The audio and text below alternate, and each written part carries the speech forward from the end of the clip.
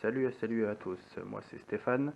Aujourd'hui je vais vous présenter une vidéo tutoriel pour faire une vidange moto. Donc comme vous pouvez le voir, elle est déjà sur la béquille centrale ici, afin que l'écoulement de l'huile usagée se passe dans les meilleures conditions. Et j'ai déjà préparé le petit tapis ici pour récolter si jamais ça déborde au niveau de l'huile, si ça coule pas tout à fait ou s'il y a une petite fuite après. Comme vous l'aurez compris, pour réaliser cette étape, il faudra de toute façon une moto, de l'huile, un filtre, des outils. Donc pour ce qui concerne l'huile, j'ai pris de la Castrol Power 1 Racing, donc c'est de la synthèse 100%. J'ai ici un filtre à huile qui va s'adapter sur ma moto, les fameux outils pour démonter le filtre. Donc là, vous avez de tailles différentes parce que pour bien montrer que ça c'est destiné normalement au véhicule, aux voitures, comme il est plus grand comme vous pouvez le voir ici, et celui-ci plus pour les motos comme il est plus petit. Je vais vous superposer les deux, vous allez voir. Et bien entendu une bassine ou un récipient pour récupérer l'huile usagée. Donc avant toute chose, on se place sur la moto. Je vais mettre de la lumière, voilà. Et on essaie de voir les différentes étapes. Donc là, comme vous pouvez voir sur ma moto, j'ai un sabot moteur ici, d'accord. Donc il va falloir que je dévisse les deux vis, une ici et une ici, afin que ça se retire, et pour pouvoir accéder ici au filtre et à la vis de vidange qui se trouve par en dessous. Donc voilà, je procède pour dévisser les vis du sabot moteur. Bien entendu, si vous n'en avez pas, c'est pas la peine de vous casser la tête. Il suffit d'accéder au filtre. Voilà. Vous avez accès directement au filtre, comme je le dis.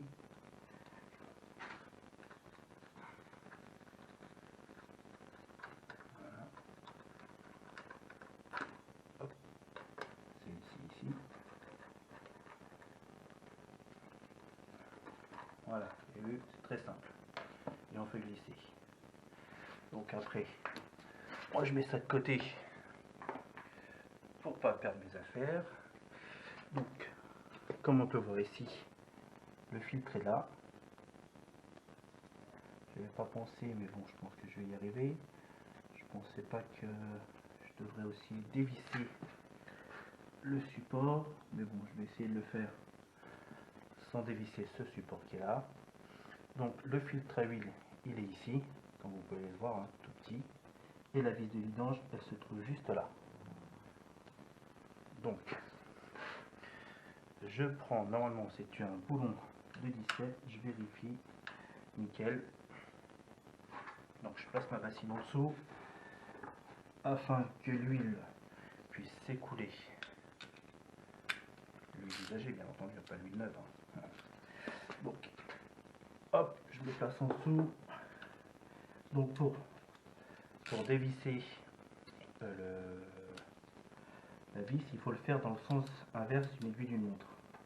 Donc normalement, donc là non, hop. Ça je serre, vous voyez, comme on a dit, quand on serre, c'est dans l'autre sens. Voilà. Voilà. Donc, je peux retirer ma clé. Je peux dévisser à la main. Donc au préalable, justement, avant, j'ai fait chauffer un petit peu la moto pour que l'huile soit un petit peu chaude et surtout pour qu'elle s'écoule rapidement. Donc voilà. Hop, on essaye de dévisser correctement sans se prendre la tête et pas perdre la vis dans l'huile. Voilà. Vous pouvez le voir. La vis ici elle est propre, il n'y a pas de dépôt, mais il faudra quand même l'essuyer pour pas qu'il y ait des impuretés qui restent ici ou tout autour. Donc voilà, maintenant on attend que ça se passe. Comme vous pouvez voir, l'huile s'écoule ici. Voilà, on voit qu'il s'écoule là, par en dessous.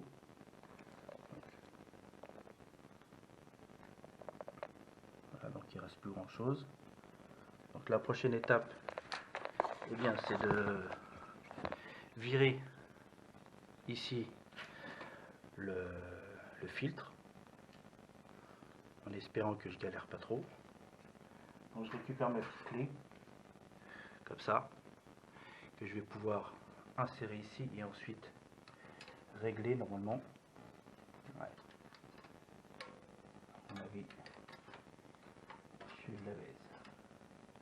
Donc voilà, j'ai pris le temps de dévisser le support moteur ici, le support moteur n'importe quoi, le support du sabot qui va me permettre de le faire coulisser un petit peu comme ça et de le bloquer, et bien sûr d'accéder plus facilement au filtre, hein, comme vous voyez ici. Donc ça c'est le filtre, voilà. Et donc là on est toujours en plein évacuation de l'huile usagée. Ce que je vais faire maintenant, c'est de démonter le filtre à huile. Comme vous le savez, c'est aussi un récipient, donc forcément il y a de l'huile qui reste dedans. Donc là, ma petite clé qui est là. Voilà, ma petite clé. Hop. Parce que vous voyez là, c'est la petite lumière, hein, désolé. Donc voilà, hop. Donc, on serre. Normalement, donc il va falloir que je le mette comme ça, parce que normalement, je suis censé le dévisser dans le sens inverse d'une aiguille d'une montre. Donc, l'horloge elle tourne comme ça, pardon. Les aiguilles d'une montre elles tournent comme ça. Et donc, pour visser et pour dévisser dans ce qui est normal. Donc là, pour dévisser, au lieu de remonter, je vais être obligé de dévisser dans ce sens-là, normalement. Donc là, je serre mon filtre. Ok. Voilà. De façon à ce que la partie en métal ici vienne bien serrer le filtre. Voilà. Donc en dévissant, on essaye de ne pas être un barbare parce que vous aurez compris que ça peut péter. Donc là, normalement, voilà. Donc là, ça serre. Voilà. Je vais serrer davantage parce que c'est l'heure de glisser. Voilà. C'est bien. Donc, je ne sais pas si je peux l'avoir à la main, mais je vais recommencer encore avec la clé. Donc ça y est, on arrive à la fin de l'écoulement. Voilà. Alors, petite étape, je dévisse, je vire mes clés et... Est-ce que j'ai la chance? Non, pas encore. Je resserre. Je lui remets. Là, j'ai déjà fait un petit quart, mais ça ne veut pas venir à la main. Donc, voilà. On va voir là. Ça a l'air d'être plus facile. Hop. Voilà, c'est bon. Donc là, je le desserre à la main. Vous voyez, il y a encore de l'huile qui coule du filtre. On va essayer doucement. Faut pas en foutre partout.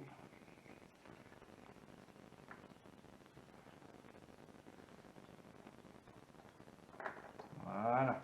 Et c'est pas grave. Donc là, je laisse mon filtre se vider. Là, comme vous pouvez le voir, ça se vide aussi par la tige. La tige, on va dire ça fileté, parce que c'est là où le filtre vient se mettre. Comme vous pouvez voir là, ça c'est cool. Hop. Bon, je vais mettre ça là pour éviter d'en foutre partout et de salir mon garage. Comme vous aurez deviné, je suis dans mon garage. On fait avec les moyens du bord. Donc, là, je m'essuie les mains parce que j'ai plein d'huile sur les gants. Voilà. Donc normalement, j'ai un petit joint là. Voilà. Là, j'ai un petit joint juste ici. Normalement, je vais me rapprocher. Je ne sais pas si vous allez le voir. Alors, je sais pas si je peux l'enlever parce que le vendeur m'a vendu un filtre, car enfin m'a fourni un filtre. Oh bah après vérification, la petite partie ici semble être dépendante du gros boulon et apparemment c'est un filtre incorporé et je peux pas l'enlever. Comme si vous voyez ici, là je l'ai peut-être un petit peu abîmé, mais bon, on va voir. Donc j'ai pris le soin de la nettoyer. Maintenant je vais pouvoir la remettre à sa place. Voilà, avant remplissage bien entendu. Voilà.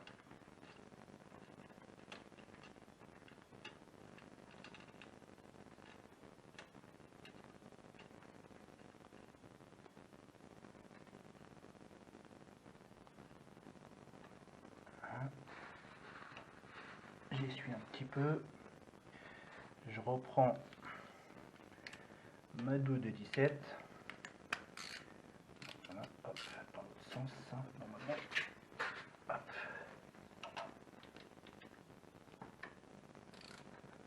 Voilà, normalement, on serre ce qu'il faut, sans trop forcer.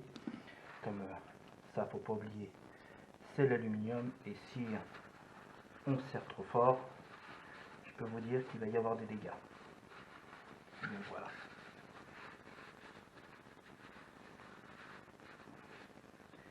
Donc là, j'essuie bien comme il faut, pour être sûr que quand je vais en mettre de l'huile, je vais voir si il y a de l'huile qui s'écoule ou pas.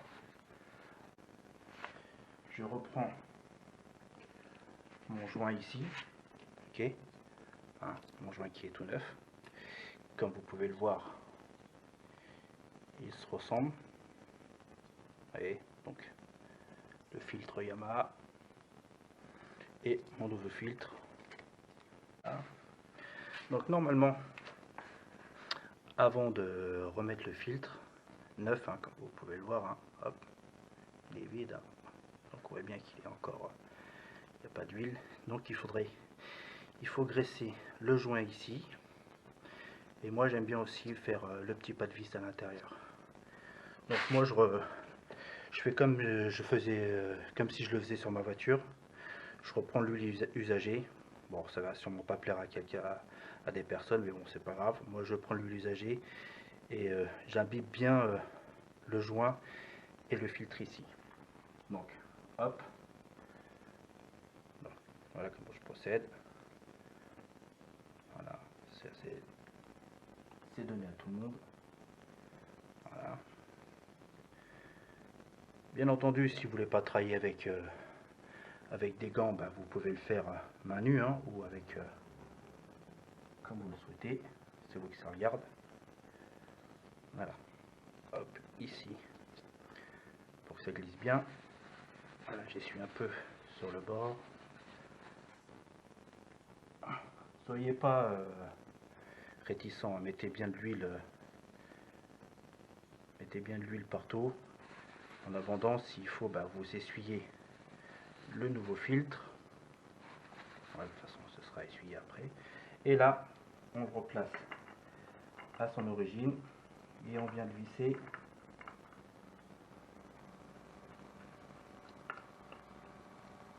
voilà. Alors finalement j'ai peut-être dit une connerie, il se visse, le filtre se visse dans le sens des aiguilles d'une montre.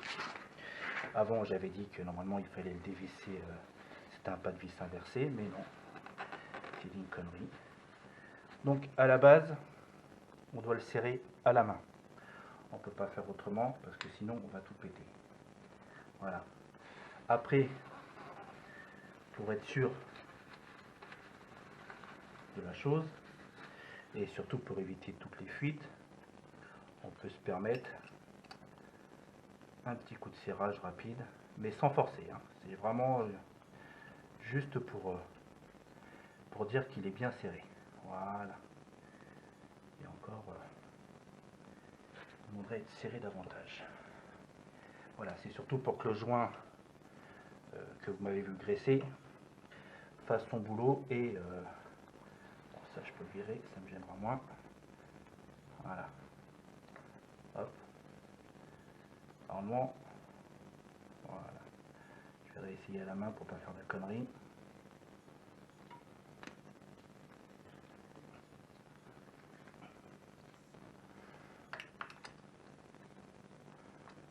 Voilà.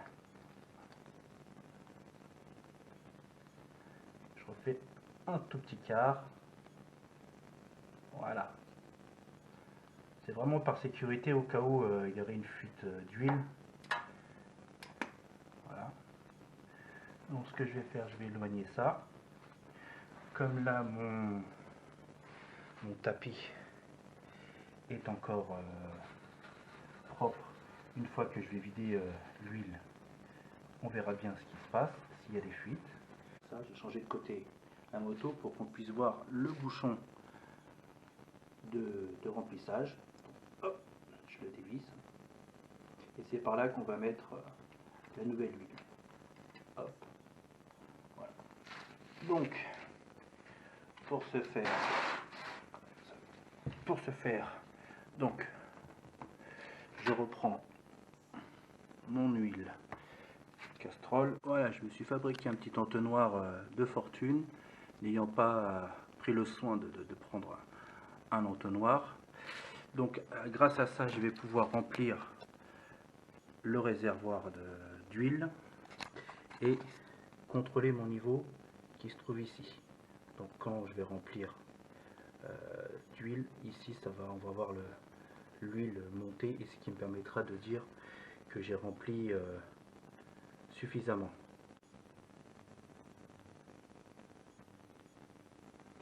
Donc normalement, avec le filtre, on est entre un petit peu plus de 3 litres. D'accord?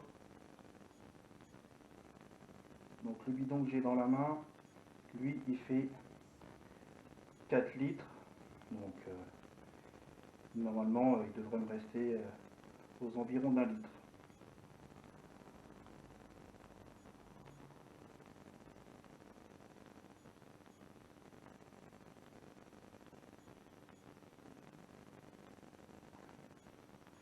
On va attendre un petit peu que ça s'écoule. Je vous montrerai après que le réservoir là, on voit bien que l'huile elle descend, mais la jauge me dit qu'il n'a pas assez.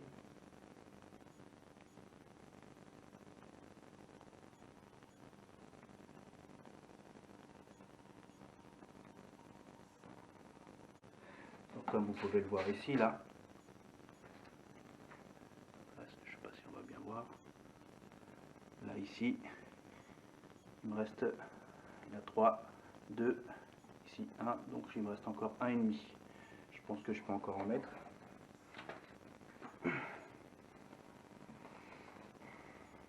Hop.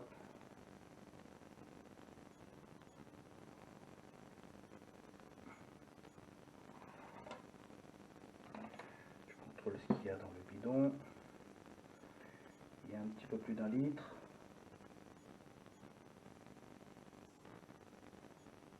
Voilà.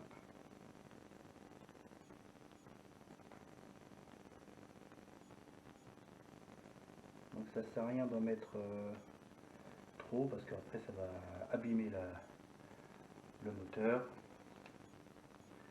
Je vais faire en sorte de remplir l'indicateur.